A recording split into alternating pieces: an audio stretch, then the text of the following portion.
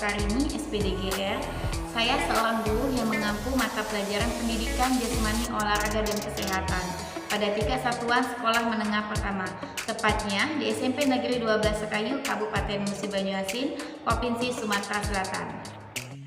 Alasan mengapa saya layak mendapatkan beasiswa dari OPIK Guru Merdeka karena di zaman sekarang seorang guru selalu dituntut untuk selalu meningkatkan kompetensi yang dimilikinya, tidak hanya kompetensi pedagogik, profesional, kepribadian, dan sosial, tetapi juga kompetensi dan penguasaan penggunaan teknologi digital, sehingga guru harus berpikir cerdas, kreatif, dan kritis dalam pemilihan media teknologi digital yang akan digunakan pada proses pembelajaran, sehingga tujuan dan maksud dari proses pembelajaran tersebut dapat tercapai.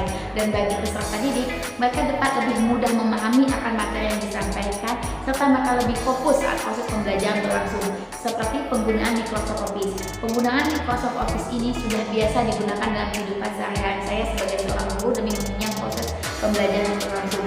Tetapi ada beberapa Microsoft Office yang tidak saya gunakan, bukan karena Microsoft Office itu tidak berguna, tetapi saya yang tidak mengerti akan kegunaannya dan bagaimana cara menggunakannya sehingga dapat menunjang proses pembelajaran yang akan saya lakukan.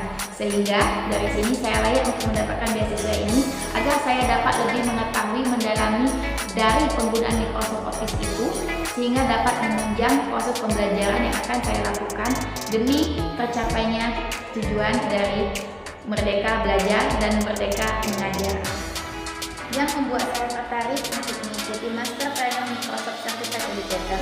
Yang pertama, saya ingin mendapatkan ilmu baru. Di sini ada berbagai macam produk dari Microsoft Office yang belum pernah saya gunakan.